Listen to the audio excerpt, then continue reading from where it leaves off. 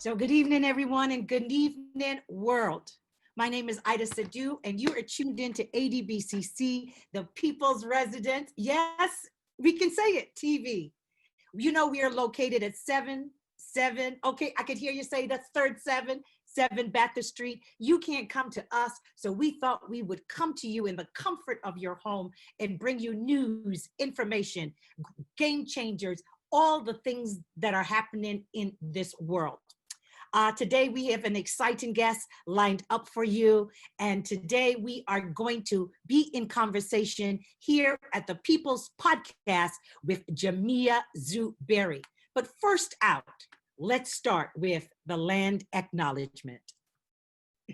The board and staff of a Different Bookless Cultural Center acknowledge the original caretakers and storytellers of this land. The Mississaugas of the Credit, the Anishinaabe, the Chippewa, the Métis, and the Wendat First Nations. We thank these mighty nations for allowing us to build our families, homes, and dreams in this land.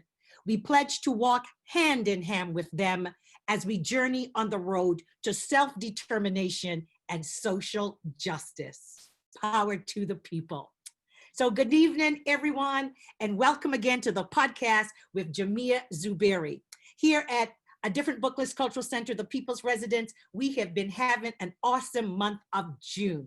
The month started off with a wonderful celebration and speaking to guests, First Nation peoples, as this is Indigenous Month. And then we moved on and we also celebrated Black Music Month.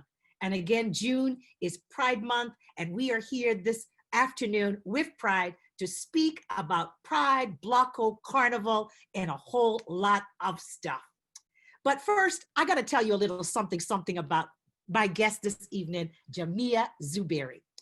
I met Jamea, I think, in the dance movement. At that point, she coordinated a group of steppers. Oh my gosh. And they took Toronto by storm in this wave of steppers all over the place. People were stepping, young people stepping. And Jamaica came with game back in the day where the hip hop explosion was happening at the same time, where the dub movement, poetry explosion was all over things. And here Jamea was coming right down the middle with this whole stepping tradition. And then I met her in the role of an educator. She's a fantastic educator. And when it comes to science, when it comes to mathematics, she has an ability to make science and math extremely exciting for her students. I've also seen her take students all across this country, across the city, with steel bands, just out of sheer curiosity, so they would be aware of not only their community, but the bigger world outside of their communities. She's an activist. She's a person who has opinions, and she will tell you her opinion. She is not afraid to speak truth to power. And when it comes to the carnival arts, oh my God, I think she just loses her mind. But I can go on, but you know I am a woman of few words. So let me introduce this evening with great pride, my friend and a colleague, Jamea Zuberi. How you doing today, my sister? I'm fantastic. What an introduction. I want to continue on with the land acknowledgement to echo the sentiments of coalition building between African peoples and indigenous peoples of this land, to recognize the African spirit and many of our ancestors who have lost their lives on their journey, not only to Canada, but the diaspora in the Atlantic slave trade, right? And there's a new acronym for me to learn, ABDCC. I got to learn that one and have it roll off my tongue like 2SLGBTTI2QQ+. Right. Update ourselves, right? But I also got to start by saying, Jamea, today is a bittersweet day, sad, happy day. Today, I also too attended the transition of Miss Sonia of Diners Corner. And when we talk about Diners Corner, which was located then at Gloucester and Yonge Street, when we talk about that restaurant, Diners Corner, and we recall the Africanness of Miss Sonia, the warmth that we felt when we went through the doors of that establishment, uncle in the kitchen, and the vibe of the reggae music. So when I say Dinah's Corner, what comes to mind? Well, I'm going to tell you, it was at Dinah's Corner. So you're saying her name, where I actually had the vision to have a mass come down the Pride Parade. And because that vision couldn't come to realization that particular year, it morphed into Blockorama. So it is powerful. You're speaking truth to power, and the power in this case is the spirit of our ancestors, Aita. Wow, I also didn't want to even know bring, that. yeah, I was Yeah. standing there with my group of friends who were the core instigators. I remember Diane Brand because I wasn't out as an LGBT person before this. I was not an out lesbian. And what I mean by that is I knew who I was and my family knew who I was at the time. But, you know, wearing a rainbow sash around my neck wasn't a thing. So we were all watching the parade, and Dion, I turned to Dion Brand and I said, hey, you know, what mass, what soca? I ain't seen nothing, right? And she says, well, who do you think has to do it? That's you. Right. You're gonna have to put yourself out there. That's the essence of our great writer, Dion Brand. She's saying to you, chapter 2, you're next, right? Well, not only that, I mean, for me, that's true. And the encouragement and you know, the little push, because I was pretty reserved in my sexuality, and I still am really. But what I want to say is, when she kind of pushed me past that boundary, I just imagined a young person in Jane and Finch watching the Pride Parade televised and seeing Black, African, Caribbean, queer people taking up space on the parade so that they can identify. And I just thought, if I can reach one young person to make their heart filled with self-pride, then it's worth it.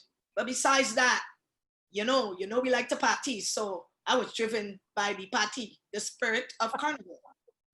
So all over the years that I've known you two, I've seen your passion for Carnival. And at sometimes you've even said to me, do you know the word Gael? Do you know ghetto? Do you know these terms? And then you take me to places and spaces in Trinidad, Laventille, this place. What does Carnival mean to you, and where does all of that fit in? Well, I'm gonna start off by saying, for me, Carnival is love, okay? Carnival is my heartbeat. Carnival is the upliftment of my spirit. You know, there's a phrase that a friend and I use, the Carnival Spirit. This is where we kind of transcend from love being a word, of a verb, to do love, to being love, the noun, where the vibration of the spirit is connected and a sense of belongingness. So Carnival has the power to pull in those whose vibration are the same frequencies. I don't know if you follow me, Aita, because I'm on a spiritual level right now, right? And for me, I love the word Gael, I love the word Chantel, you know, Campbell, because these are the words that activate the memories of our ancestors and the traditions that where carnivals came out of. And I always yearn to learn more about this. When we talk about, or a really good friend of mine who you may know, her name is Nandi K. And she used to write for the Share newspaper as Bianca Jacob. Yeah. She wrote a play called Flambeau. And in the play, she writes about the history of Carnival being born in the Gael. And my mom and dad always tell stories. So mommy, as we call her, Marilyn Leiter, tells stories about her memory working with Louis Saldana Sr., who we called Sally, right? So I'm calling his name. What happened was the community, the essence of the community brought out the majestic flamboyancy in mass.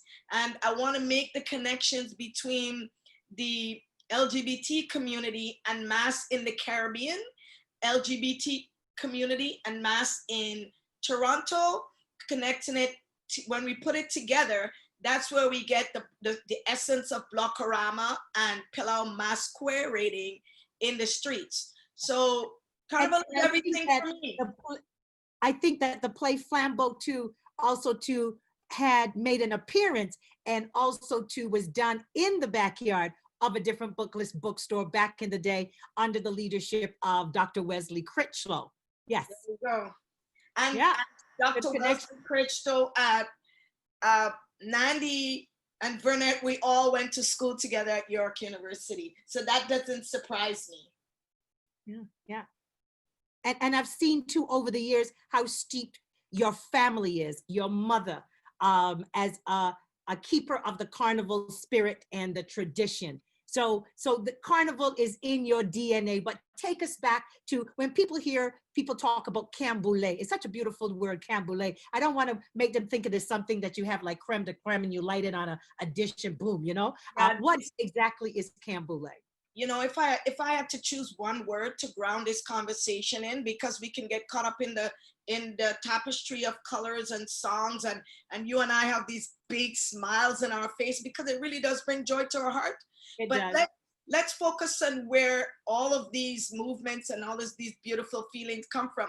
And this is where we're naming it as a paradox. Camboulé came out of the whole field around just around emancipation in Trinidad or most Caribbean countries.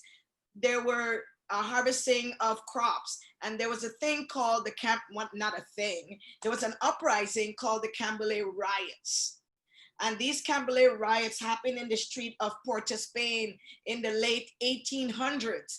And that is where the push was. So I'm going to try and adopt the word push unless I get a better terminology for it. But this is where the barriers or the limitations happen or were broken to spawn carnival. Carnival is resistance. Carnival is political, and it's what brought us to where we are now. If you watch carnival in any country right now, there are more carnivals that is staged like the Trinidad and Tobago Carnival, and I keep calling Trinidad.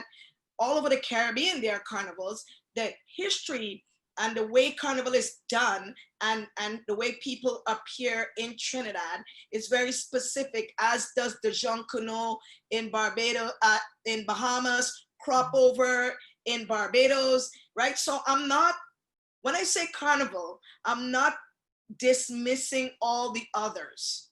What I'm speaking about is what I know. And I don't even know much, really. In my lifetime, there's so much more to learn. But I just want to say that Carnival was born out of resistance, and it was born out of the spirit of the people, the masses of the people who pretty much said no more to the policing of the so-called newly freed slaves and the French who were kind of having parties, this masquerade ball in Port-of-Spain, and the police kind of wanted to put a limit to their enjoyment. Does this sound familiar right now, Aita? Let me just think about that for a second. Yeah.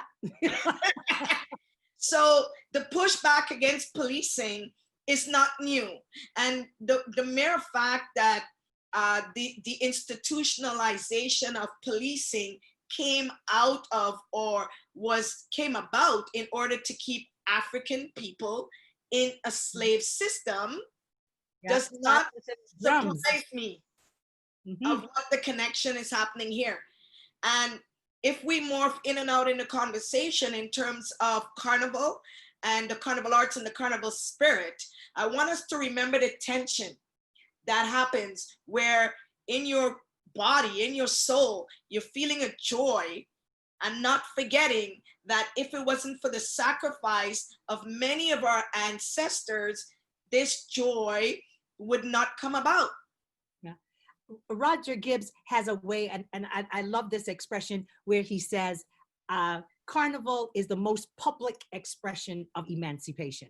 Absolutely. And I've heard him say that some years ago. I love it. I hang on to him. I reference it every time. But one of the things I want to ask, speaking about resistance in that expression, over the years, we've also seen costumes change. And I just want to touch about that a little bit because that sort of popped into to my spirit. And we started off talking about spirit. And, you know, costumes seem to have more definition, or you could look at a mask and it told a story.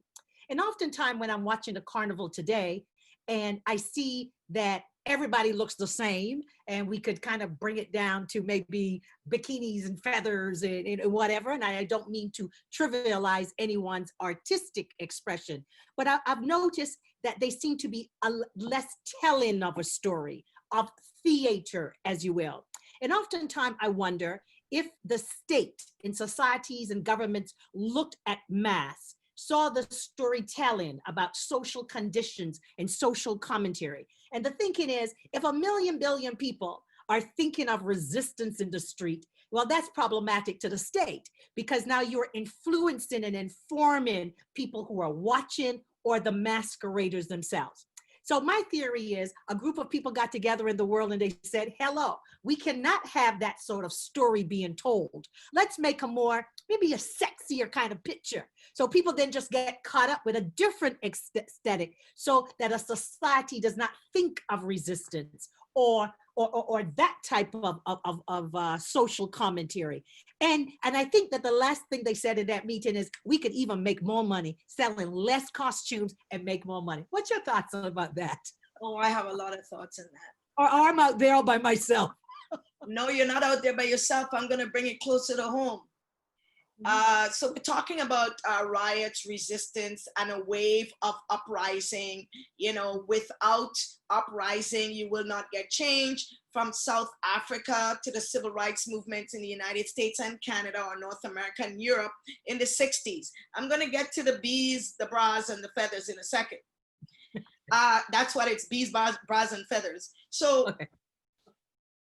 I want you to think about this one, because Sankofa, the whole notion of Sankofa is looking back to be informed about where we are so that we could continue with in a wiser state, hopefully, so that we can make better decisions and be a little bit more conscious, right? So think about this. In the 60s, just at the time where Malcolm X and Martin Luther King, Angela Davis and the Black Panther movement, just at the time, they were all getting together, right? So think about your carnival with the political uprising, with the old mass and the political messages. That was the time Kwanzaa was born. Right, okay. That was the time Malefe Ashanti got the funding for a cultural revolution named Kwanzaa. So government money was poured into balancing or tapering off the Black community and the Black experience. I mean, that's simplifying it, but pretty much you're right. I'm going to bring it even closer to home in terms of carnival. Think of the steel pan movement. The steel pan movement came out of gang warfare, right? There were gangs, rivaling gangs, Laventil, and I wouldn't even call the other places, because if I mess up, my dad will just get me, man, right? So all the pans in Toronto would be like blowing up. I'm telling you, I will lose my PAN card one time. But, you know, I'm going to say his name, Kelvin Leiter, my dad, who played pan from since, I think he says 4 or 6 years old, and I start laughing. And then when he starts telling the stories, then I'm like, yeah, technically this guy did start really early, and he's up there with Hamid and Kelvin. They know him as Stowe in terms of their technical execution of the instrument. Really exemplifies what Panman is, right? Panman. So I just want to say that when the revolution was happening in Trinidad and Tobago, with the pan groups warring because of the economic situation that communities found themselves in, the deprived economic situations, the unions came in, organized the gang members, put them into steel pans, so supplied them with steel pans per se. I mean, I'm simplifying the story. And there was a transformation from that into a cultural expression. And I think David Rudder's song, Dust in Their Face, really tells the story. This is the Panman War, right? Because that's what it was. You often have cultural birth out of a strife. And I can't wait to see what 2021, 22, 23 will bring, because this movement is going to spawn some sort of revolutionary existence that we need to survive. But it's not going to happen without an immediate change. I am sorry to veer off, but now I'm going to answer your question about the feathers, beads, and bras. Well, I'm like you. Man, the good thing about all this, we're living it. We don't even have to read this moment that is coming. We are part of it. We can get to build it. We don't have to sit like, you know, that book, whatever they told you in history class, we'd be writing that book now. Go on. And I'm ready for it. I'm ready for it. And the young people prepared me for this. I am not at the front of this revolution that's happening now, Ita. The members of the Toronto North Star Steel Orchestra, located in Jane and Finch, who took the pilgrimage to Laventille, are probably the ones who are at the front of this revolution. I'm just following along with their lead. You know, I wanted to specifically give you my take on the paradox of the feathers, the beads, and the bras. Yes. It is an economic system. Let's not fool ourselves. Okay? If you have a mass band with 30,000 masqueraders that take 5 hours to cross the stage, your economic game is slick, right?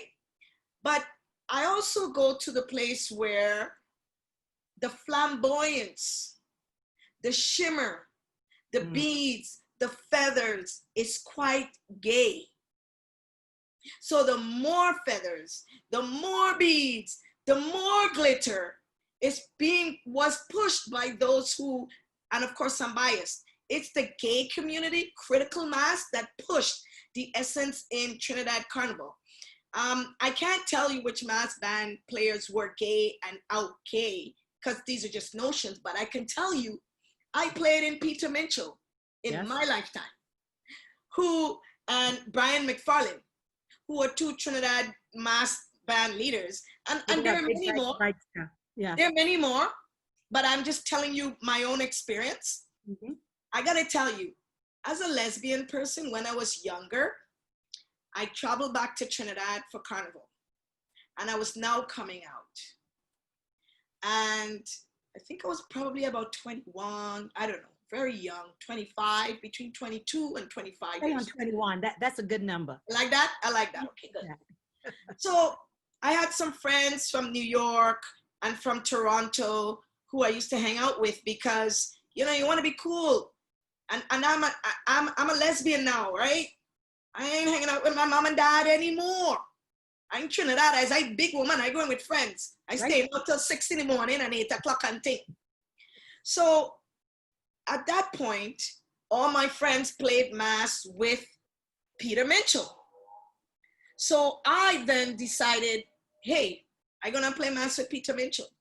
And I remember when he played Red, you know, when he did all kinds of things, and he never used beads, bras, and feathers. And to this day, Brian McFarlane does not use, if he's using beads, he's using cowrie shells, okay? So my point to this is, at that point, when I had an awakening, a realization that I'm a whole person. I'm a whole human being, because I don't know what year it is, but I can visualize it. The mass band was led by a follicle symbol, a wooden follicle symbol that was about I will say 20 feet. It might have been 10, but you know, I go call it 40 feet. The story sounds better. Right. And the presentation, they put on a rainbow condom on the phallical symbol Yes. on stage as an act of resistance, as an act of a political message in the carnival, right? So I looked at that and I felt, it's gonna sound corny, but I felt complete, right? Yes, Because that's in fireworks Toronto, moment. Yes. yeah, in Toronto, I live my life where my family love me, and then I go to work, and there's a different vibes. Then I go to the Panyard, is a different vibes. Then you go to LGBT event, is a different vibes, and you live I lived a compartmentalized life. Even though I was out, when I used to go to LGBT events, there wasn't enough soca. I go to the Panyard, there wasn't enough LGBT identified people. Then I would go to work, and you just focusing on your work, and in a few years, like from that awakening, where I was like, I reach, you know, and I say, I would just say, we reach, tell them we reach. Well, I reach. I just felt a sense of like joy, where my spirit was unleashed in the carnival. I was in a gay band, and they call it the Happy People Band, right? So the LGBT band with artists and people from all over the world. I saw man whining on man, woman whining on woman. I said, this is of the flesh, and I love it. You know, it is me. And I came back from Carnival that year, and I remember mommy saying, "Come to you in Trinidad, like you get haunted or what?" And actually, probably that did happen. You know? So that was an awakening moment. I also want to talk about an awakening moment with Blockorama. Right. I'm glad that we're going to that moment, and also too, I have to do a station identification. Do it. For those who are and who are following us, we are on the People's Podcast here at ADBCC, the People's Residence, with Jamea Zuberi. And we are having a great conversation talking about Carnival, talking about Blockorama, talking about Pride. Also want to say that Jamea Zuberi, you can also find information on her. And if you're young, Black Woman Who Dared by Naomi M. Moyer. And Jamea is in the last chapter or person profiles celebrated in the book. The book looks at LGBTQ Black women over time. So this is a timely and a rich book. We love Naomi Moyer for bringing that to our consciousness, and it's a Canadian book. So we got to give props to that. And also too, Jamea also has a chapter in Any Other Way, How Toronto Got Queer. And it is said, when you are documented, you live forever. So your words, Jamea, and your thoughts are going to live for a very long time. So here I am at Pride, and I am under this tent. I'm in a parking lot. Black Cat is slamming. Now, okay, I'm a little partial because I think DJ Power, because he's related to me, and because I also met you through DJ Power in your step-in days. But Black Cat came with me. Say his name. But when he plays, I mean, it is in his little toe. It is in his big toe. Every gene in his body moves. So there we are. And I remember that summer in that year, there was a newness in the air. People had found their spot. Black folks, African Canadians were coming from all over. Everybody, where's the Blocko at? And in no time at all, the place got packed and packed and packed. And to know today that that was part of your imagination, your contribution into the Festival of Pride. And I know too, the year when you took the float down the parade, and oh my God, fireworks. How did you get to that spot? Because in all institutions, we always have to push back, push our way in through. Sometimes people who are our allies still don't get it. They're still trying to lead us as liberals. So tell me how you navigated to get Blockorama and to be part of the Pride Festival? So, as Ita said, it is written in this book, and I'm going to say Dr. Cassandra Lord, Yes. who actually documented it, as well as Desmond Cole in his new book, which you can get at a different book list. Big up. Also Yes. has some parts of it. I also wanted to say Beverly Bain, who works at University of Toronto, also has documented it. And you know, there are many people who have documented this story, and I don't even know about it, because truth and fact is, I don't own the story, Ita. I don't own the story. And yes, if there's a human being in the flesh who should be given credit for the birth of Blockorama and Pilau coming down the Pride Parade, I'll take that, and I'll take it with pride. And when I say pride, I mean moving up the chain in terms of the next step being awakening, right? The reason why I'm saying I don't own it, it's for two things. The broader picture is, that's our ancestors' creation. That's not my creation. I mean, I stood there and I said, Woody Mass. I didn't invent mass, but the insertion and the representation of mass in the Pride Parade is the political act. We always have to go to the political act where we create space for us to live, because we have to imagine new modes of our existence, new ways of being, and that is what Pilau Masquerade was coming down the road. But I'm going to go to the history of Blockorama. So we were at Dinah's Corner and we're talking, laughing, having lunch. It was an annual thing. And I stood there and I actually saw Black Cat on a truck. He was hanging off the side of the truck and he was wearing a Peter Mitchell-esque kind of a headpiece. So it wasn't a Peter Mitchell headpiece, but it looked like it to me because I only see it in mass, right? Yeah. And he was probably one of, maybe I could count it on my hands, black bodies on the whole parade, you know? So there were drag queens who have been present in the Pride Parade and the Pride festivities. I believe Toronto had its first Pride in 1998. No, that was Blockorama. I will figure it out, but Toronto had its first Pride in the early years, and like Stonewall, because the Stonewall riots in New York is what spawned Pride parades all over the world today. That's right. And the Stonewall riots was started by Black trans people, right? So now we celebrate Pride, and now it's Pride Month. A different book list cultural center invited Jamea to speak during this month because it's Pride Month. But let's not forget that it was Black trans people who started the whole movement in New York, in Greenwich, New York.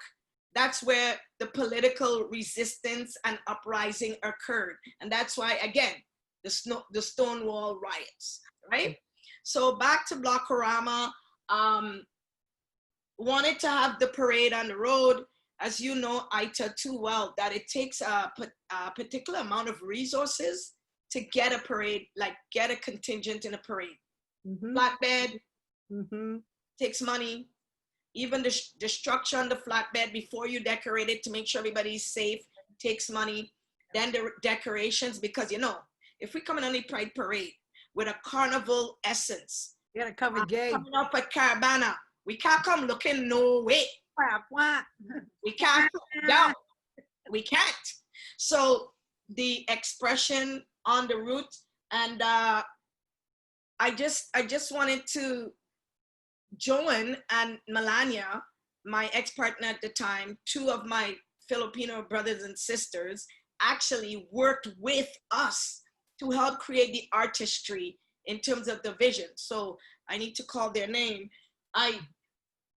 I remember it took 2 years Mm. to actually get Blockorama going, because the first winter, I couldn't even get a hold of the Pride committee organizers, because Pride itself and the LGBT community is a community that also had to fight for rights, okay? Albeit it was mostly white gay men. You know, they've come a long way as well in terms of resistance and getting spot and voice in community. But Pride itself only had a part-time employee, one employee. Wow. So you leave a message, you're lucky if you're getting a message returned in 2 weeks. Yeah. And so it took a while. And by the time they returned the call, it was tough. So what happened was I then went to community. A group of my friends, including you talking about DJs, the original group of people who actually sat with me in my living room. There were 6 of us. There was Nick Red, and people know DJ Nick of Bayesian Heritage here in Canada.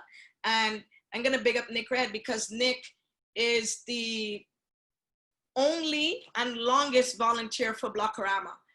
They were there from the beginning and is still there, right?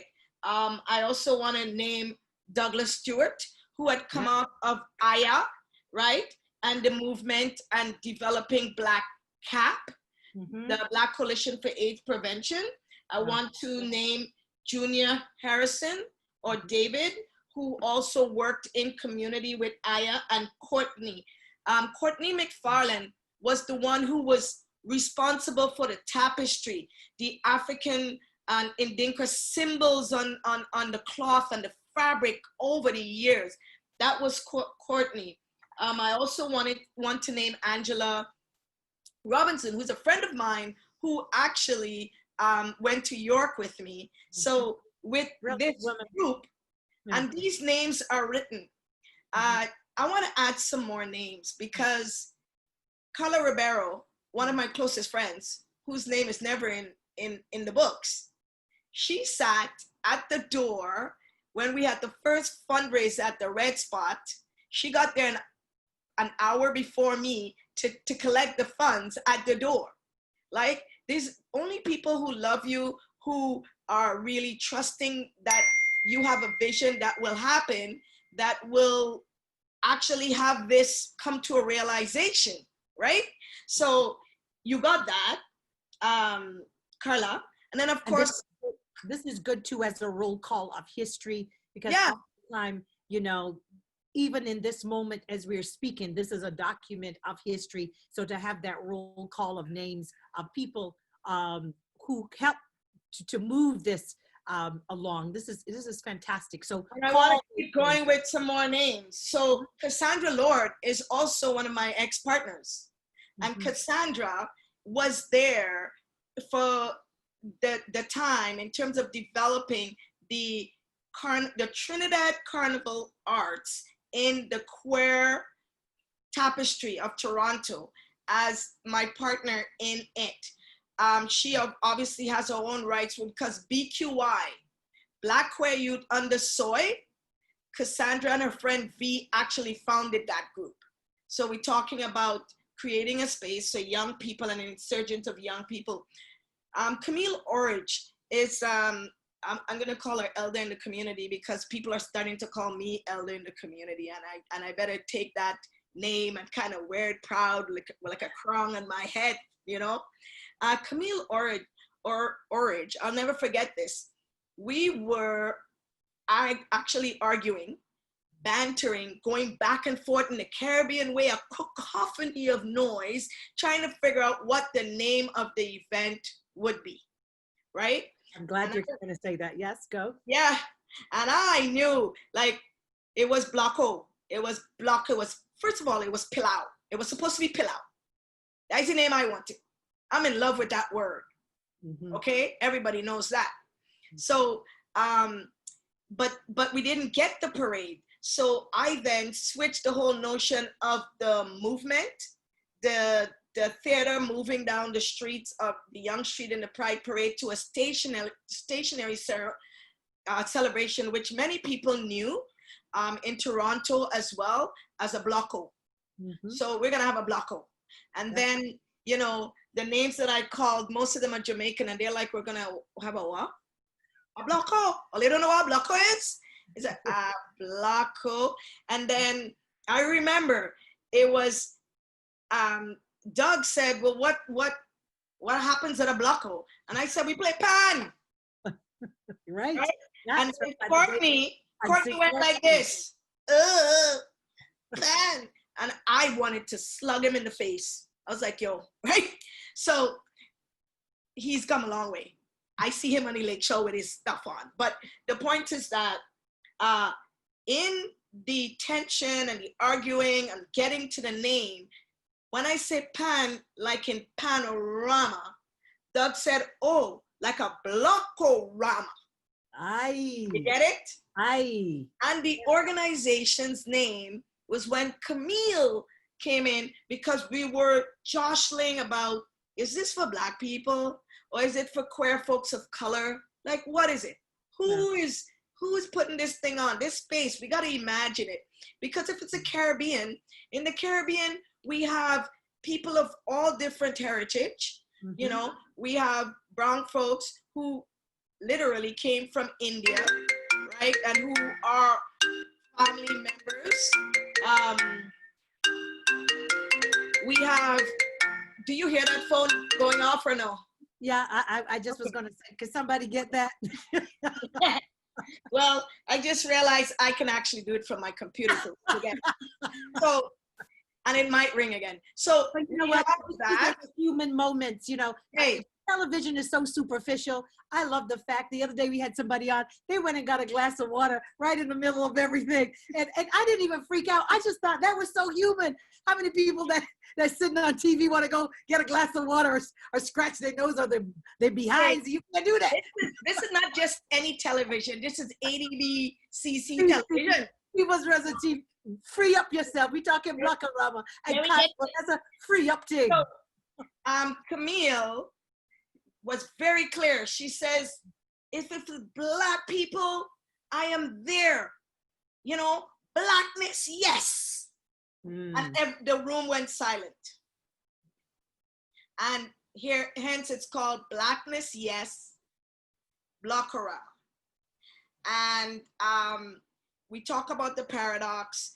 I wouldn't be telling a full story if I did not tell the story that experience over the 2 years or so 1998, actually drew a lot of my energy, a lot of my spiritual energy with regard to the educating, the resistance in terms of pulling forward what I knew as a Trinidad spiritual liberation, to meld it with what others have lived as a house, you know, the movement for 2S LGBTTIQQ people in the Black community. So we were melding and just putting it together. Just the morphism of it and the transformation actually took a lot of me out of me, and it was wearing, right? So I gotta say to you that I left that in very good hands after 2 years. And that is when I went on to Pilau. Go ahead. What I want to know is, I'm curious to know, the morning of Blockorama, when you woke up, how did you feel that morning, first morning? I'm gonna read my own words. Oh, because bring it on. I couldn't have said it better myself, and you know books, whole stories, Ita, right? Yes. So and I'm then gonna narrate forever. Yes. I'm gonna narrate my own story, okay? So Cassandra asked, could you describe Blockorama 1998? And I replied, we were all excited. The goal of the logistics committee was to transform a section of the parking lot by infusing symbols of Black queer culture. Colorful and vibrant fabric was used, and we inserted a blend of hand-painted African symbols with our own creative finishing. Tents for the DJs and a section where Black drag performers could prep were also set up. The program schedule allotted a specific time for Black drag performers, live steel band, and DJs. What I remember most is that the space was overflowing with large crowds of Black queer people, all celebrating, dancing, laughing, and having fun. During the live steel band segment, I looked up from my steel band to see my father playing right beside me. Ah.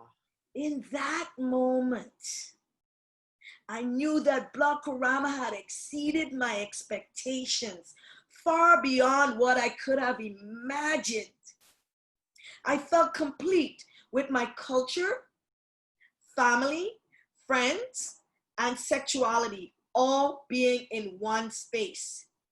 We all came together as a Black queer people to celebrate transforming pride into a space for us. Beautiful. And to note, Jamea, even outside of the LGBTQ community, people came in droves. It was Absolutely. a opening for Absolutely. the community to participate. It was a good moment too for people to drop all of those isms and phobias and all those things that we hoard as a people. So it was really a good thing. And I want to say that Any Other Way, How Toronto Got Queer, is also edited by Stephanie Chambers, Jane Farrow, Maureen Fitzgerald. Whoa, Maureen Fitzgerald, I know her from back in the day, Trailblazer, Ed Jackson, Tim McCassell, Rebecca Sheffield, and Tatum Taylor, etc. And also there is an essay by Jamea Zuberi in that book with Cassandra Lord, is it? Dr. Lord, yes. Dr. I just wanted to continue calling some names. You talk about straight people coming to Blockorama. Absolutely. That was the space for everybody to feel welcome. You know, I got to call the name of Jean-Pierre Leiter, Steen Leiter, and Dave McPhee, my sister Kathy Ann McPhee, because Mommy didn't only have me. Mommy had 8 of us. Wow. And without my family there, a lot of the accomplishments that people write about in these books would not have happened, because just picture it. It happens on Carnival mornings as well, okay? The Sunday of the parade, as a queer community, we would have been partying for the whole week. It's like Carnival, people drinking, frolicking, having fun. The last day, the culminating day, the Sunday, here I come along with my Carnival self, asking people to show up at 5 in the morning. Okay. Which queer people are gonna come build out that truck, right? So kudos to my little brother Steen. You know, kudos to my brother Dave and my sister Jean-Pierre, because they showed up. They showed up when things needed to be done. To kind of like, it's kind of like a relay race, passing on the baton, you know, and they understood that, yeah, as Trinidadians, 5 o'clock in the morning is late to get ready for Carnival. On the Caravana route, the marketplace was closed at midnight the day before, and that's when we started getting ready. So 5 o'clock, that is late, I will come. I also want to call the name of DJ Roxy and DJ Verlia, because they're 2 staple calypso. Earlier. Yes, this is what I'm saying. Also she used to be on CIUT? Correct. Yes, right? Rocking it, yeah. Because these are the pioneers. There was a club called Pope, the Pope, a queer club on Parliament, and DJ Roxy played there on Friday nights. Every Friday night, if I go there and I signaled to her, I knew I would hear a soca, right? So these are the people who build it. I also want to call the name of Sharona Hall, one of our elders who has transitioned. Yeah, also in this book, Black Woman Who Dared. I was very happy and pleased to see that. She was, Sharona was out back in the day, very clear about that. No apologies about that. She was an incredible activist too in our community, and definitely, you know, we hold her up and lift her up in high standards. And I believe that her activism started and continued around the elections in Jamaica and Jamaican politics, right? So when I met Sharona, it was around the time I met Dion Brand and everybody else. And Sharona looked at me and she said, "You are beautiful." She held my face as though she was my grandmother and gave me a kiss on the cheek, you know? And every time I saw Sharona, she would say the same thing. And pretty much what that does, it's affirming. It was affirming as a lesbian who was out there that, you know what? She's actually seeing my heart. She's actually seeing who I am and acknowledging it and saying it. And that meant the world to me. So I wanted to call her name. We've talked a lot about the movement or experience here in Toronto with Carnival, with Blockorama. But one of the things too that I am seeing and I've read recently too is the disproportionate numbers of trans people dying, being murdered, being killed. My question is now, Jamea, what examples of meaningful allyship have you seen demonstrated with Black queer communities? And it is one thing to give lip service to a whole lot of things, but what more can be done? What concrete things can be done? Not rhetoric, not lip service things, but what are some of the practical, concrete things? And I'm also speaking to specifically out of the Black community, because we still have miles to go before we sleep in terms of embracing and addressing LGBTQ, trans. Talk to me. That's a big one. That's a very big one. And I have to say that in this age of technology, we're all fingertips away.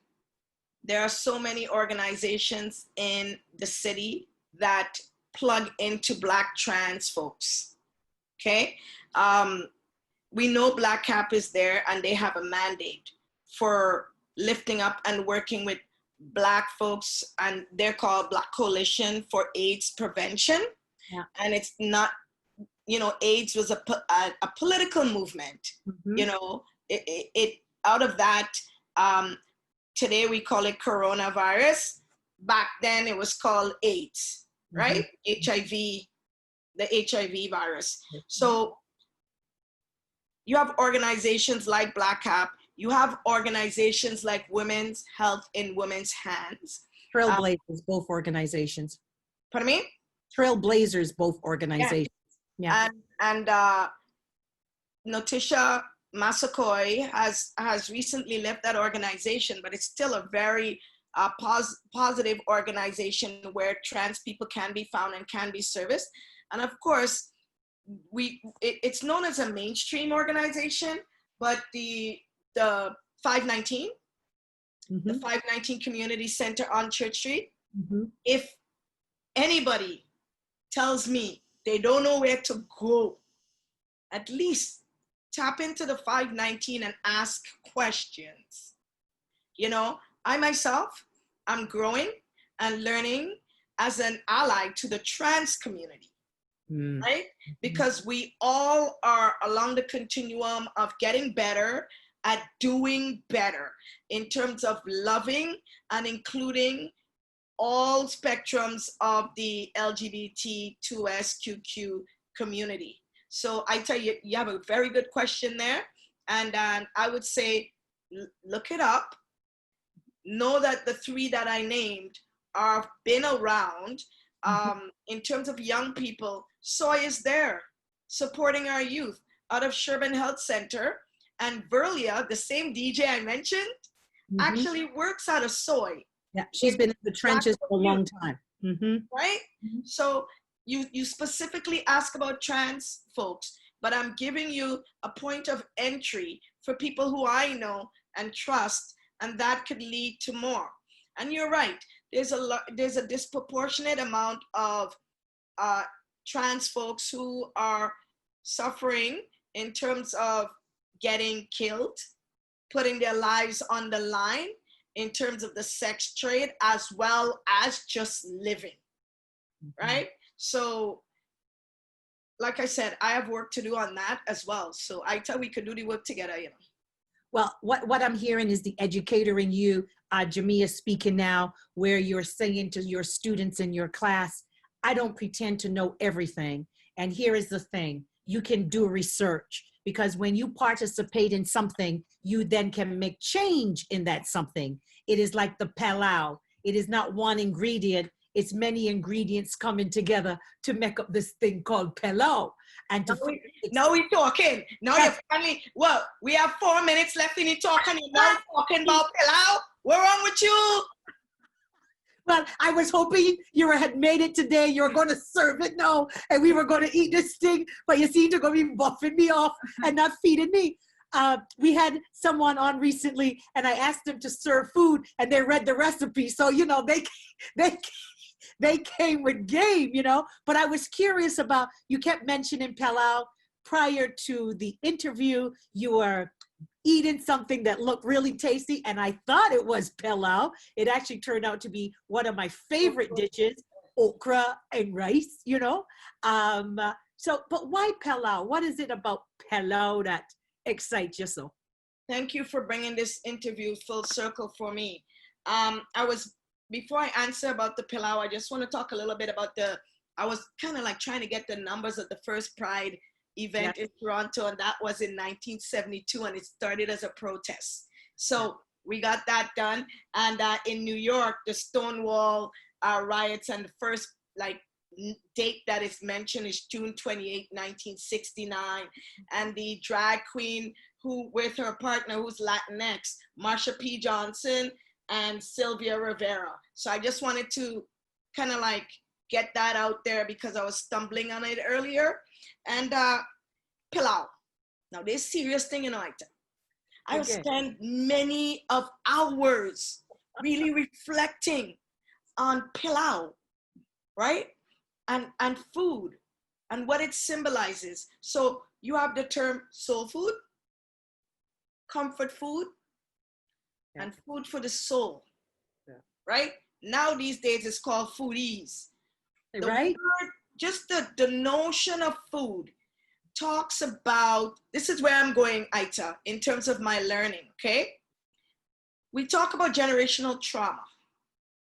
The Atlantic slave trade for over 200 years has created a legacy of 400 years and counting of African people or Black collective trauma, okay? And they call it generational trauma. How have we as a people been able to survive the journey, and not only survive it, strive in the journey and end up on top, right? Okay.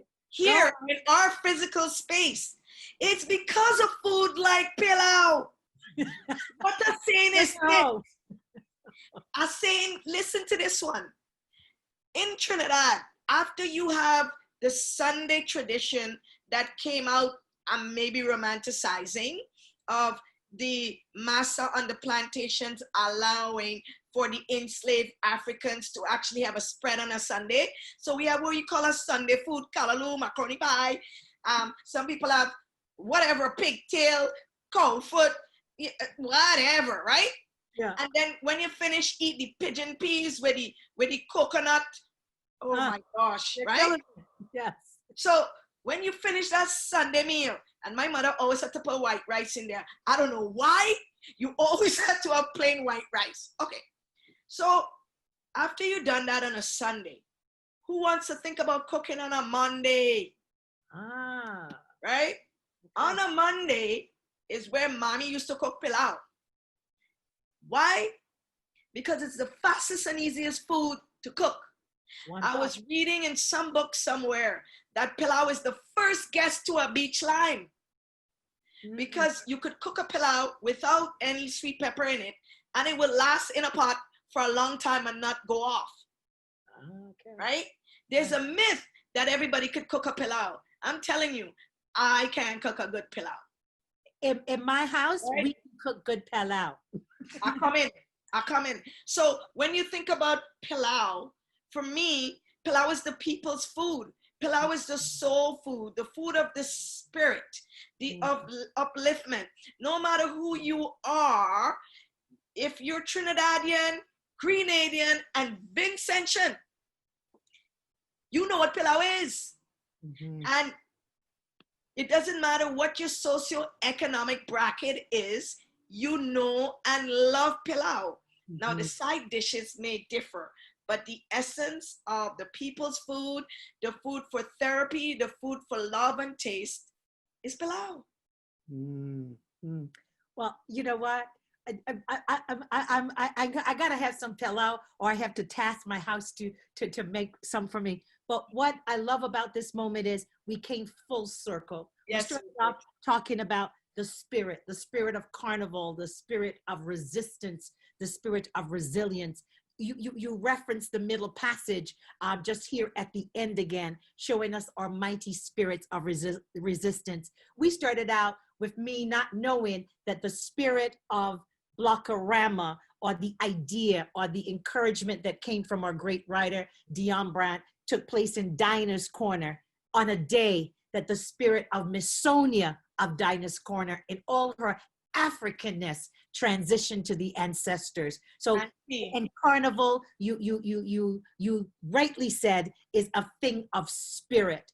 We have toured Toronto in our conversation. We have called names that will go down in the history books. The Dion Brandts, Doug Stewart is like a giant for me. Angela Lord, Carla Ribeiro is probably one of the most brilliant women that I know in the city. And all those others too that you have uplifted with your words.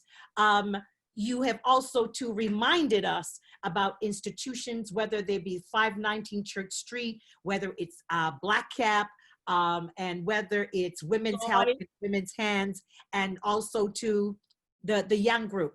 Soy, BQI. BQI, that there are places that we can go to know more. And as an educator, you keep reminding us that we don't know enough. And also you two are on the journey of even being more aware and be informed. I also want to remind people that you are documented again. And this is important because right now, as we struggle in the world for books about our experience in all our diversity, Canada is struggling. America has some gain. The UK has some gain, but we still have miles to go before we sleep. And I wanted to make sure that we let people know that this offering by Naomi Moyer is available of Black women who dared. And I wouldn't be a person in the book industry who didn't, for the historical record, also mention that any other way, how Toronto got queer. Also to included in that essays by Raheem Thawar and John Lorick. I wanted to acknowledge that. I am happy that we shout out to Desmond Cole, Desmond Skin We're In, who also has the documentation of Blockorama and how it came to be. Yes, and I also too, I'm so very pleased that we've had this conversation looking at not only Black community, but the LGBT community and its contribution to here in the city of Toronto. We're not going to have Carnival this year. We're not going to have Pride as we know it this year, the Toronto Summer Carnival as we know it this year. But what we do know, that all the Carnival folks, practitioners, all the masqueraders, the panists, the mask makers, the calypsonians, all those people will come with such innovation that we are not going to miss the street parade because they're going to call all these mighty festivals virtual. That's how innovative as communities we are, because we are part of a mighty thing called Carnival, As well, Ita, what public we also expression of know, emancipation. Yes, go ahead. what we also know is we're not having Carnival as we know it in terms of the celebrating and the unleashing of the spirit, but we having Carnival as we knew it and know it's supposed to be, as a political act of resistance. We're taking a time out and really looking at the seriousness of how the pandemic is affecting our community and other communities who are at risk.